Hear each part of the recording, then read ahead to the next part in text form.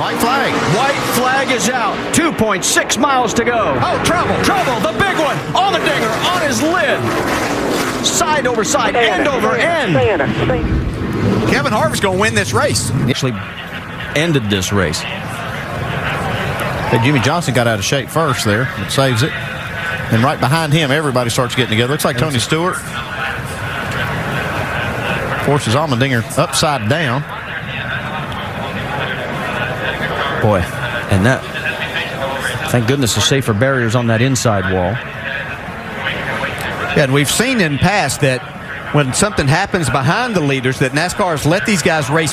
Bit edgy, but as soon as he could get some clean air on that car, he said, I think we're going to have a fast race car. His spotter, Eddie DeHunt, just told him it's time to be greedy. Oh, there he goes. Here we go. Here we go. Oh, upside. Side on down. The side.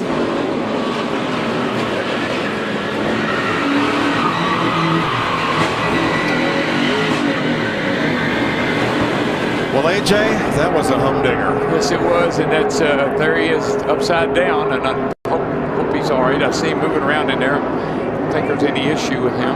Yeah, you just can't push on the left side of that rear bumper. Well, you just can't keep pushing. He got into the 24.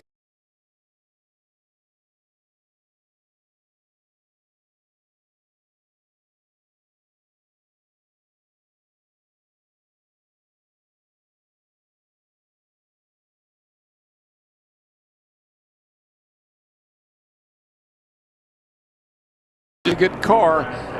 Wow. In a moment. This is amazing footage, folks. Incredible camera work. Just remember, there's a driver in every one of those cars. Watch it. Well, that's a long, slow roll for Allmendinger. And look, both those cars end up pretty much together along with the mess that was Logano's car and Michael McDowell. And his teammate Denny Hamlin, and now look at Kyle Busch go backwards because of that. And he did. He went backwards because he chose the. Oh, he's in it. Wrecking. Joey Logano. And over on Logano. And Keselowski is in it.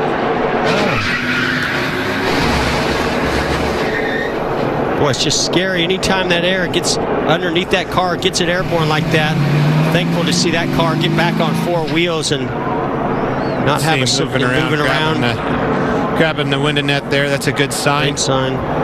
Look how it almost peeled that roof back. Oh, 11, get in Joey. A huge push right here as he gets to the bumper of Blaney. That's when it starts accordion.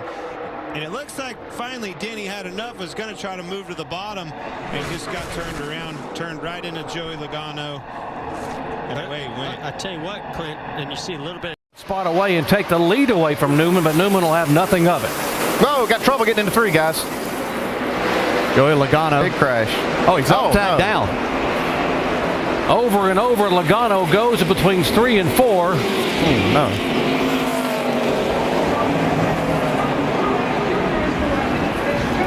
The car will come back to rest on all 4 tires. Heavy crash here on lap 32. See Robbie Gordon, Martin Truex, Reed Sorensen involved in this. I looked up, saw the 20 car on the apron getting into the corner. See the crew here, they're trying to see the replay. Now the going down the back straightaway.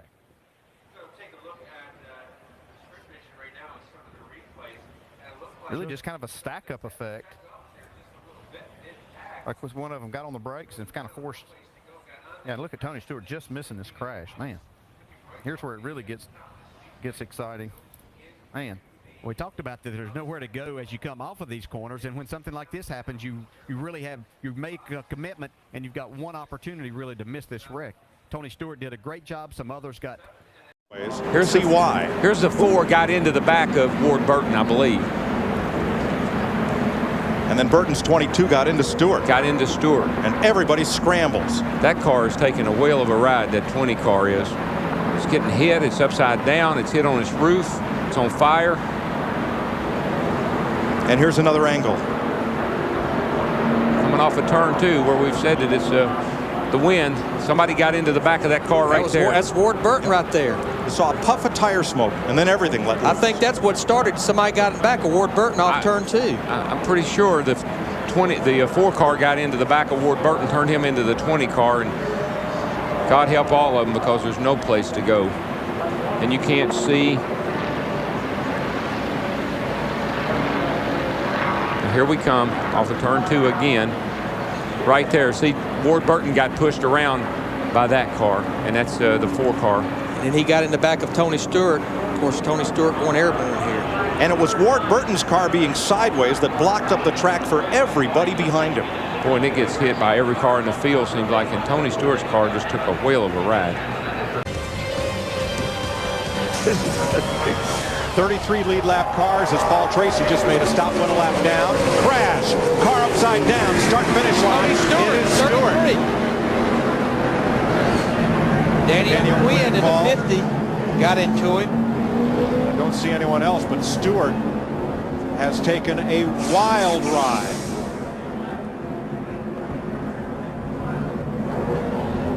The defending Nextel Cup champion, making an infrequent Busch Series start, was right in the middle of the lead pack. I don't know what happened here, but what happened over on the back was he gave the 8 car a real shove to get to the lead, and the 8 car dumped him. I mean, he just drove to the inside, left Tony hanging out. I don't know what happened after that. But we know where it happened. Right here in the trial. In the trial. Yeah, that's 33. Determine what happened. The 8 car, Tony had just helped the 8 car get to the lead going down the back. The 8 car drove to the inside, and I think Tony thinks there's a hole right there that he's trying to get down in, and there's just not, he just doesn't quite have enough room to get in front of Kenny Wallace. And look at that race car. They just become like feathers blowing in the wind. Now, this is a hard lick right here. Fortunately, it's just, it's more in the left front than it is anywhere else. And it was the right side of Stewart's car that took the brunt of the impact as it went over.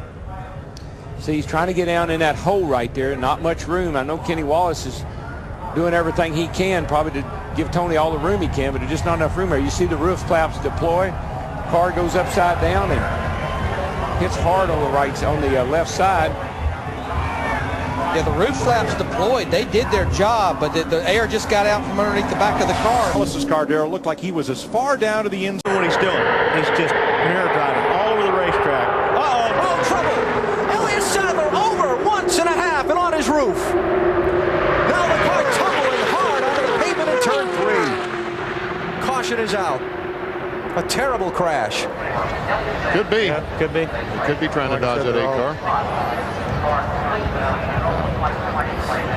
Car flew in the air a long ways before it hit anything.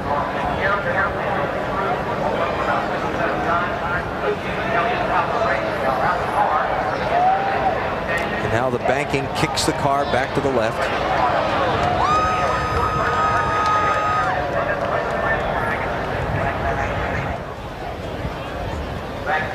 You see the contact, yeah.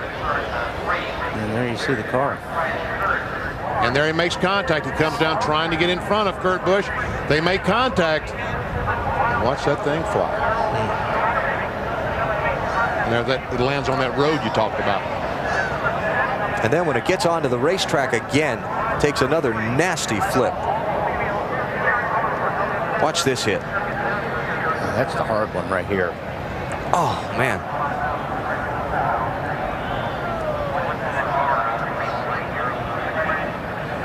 Oh, they all look pretty hard. Yeah, they do. I don't want to be in there in any of them. Man. And like I said, that car really held up well. Oh, we got a car sideways in the trial.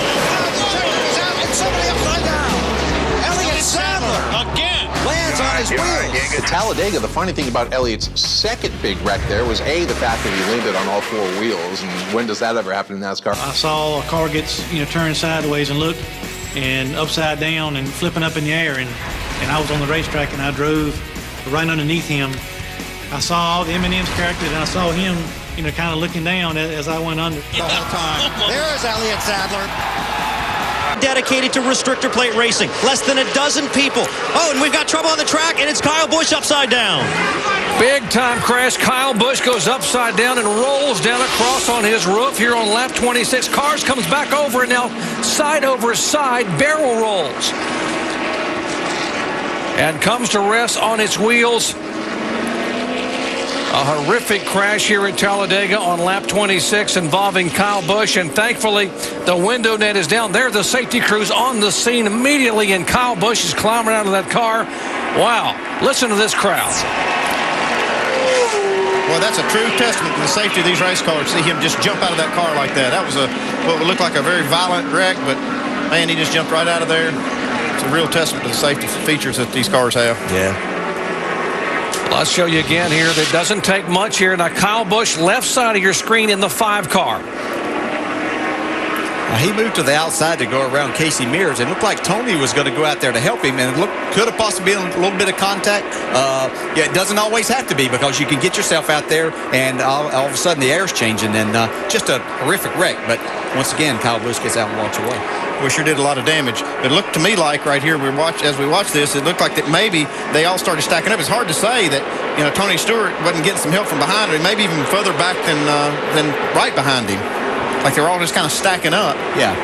Yeah, when that happens, usually because everything changes, that the air changes, and what you've been doing right there, you might have been wide open at that time, and then all of a sudden things change, and so, yeah. Side lane, hanging tough here on the restart. Oh, here we go. Got trouble. That's Casey Kane that goes sideways. Joey Logano nowhere to go. Oh, my. Half the field is gone. The big one at Daytona has happened at lap 97. That is the huge one at Daytona. Justin Allgaier. Oh, the 18 gets on its roof. Kyle Busch rolls upside down. Wow. See the 26 car of Cole Witt, the 38 of David Gilliland. Just having a good old time over here. Just hanging around. Okay. Just stay buckled. Safety crews are there. And let me tell you, that, when you're upside down in one of these cars, Kyle, because you're so buckled in. Let's take a replay here. It looks like the 16 got into the 5 a little bit too hard and just turned him. And man, talk about getting piled up. Watch the 3 car when we get another replay of Austin Dillon come shooting up through the middle and trying to avoid the accident. 26 of Cole Witt just got into the 18 to turn him over. And watch Danica in this outside line right here. She and the 2 car of Brad Keselowski. Wow, that 1 car's up in the air right there. All 4 tires were off the ground. He just launched.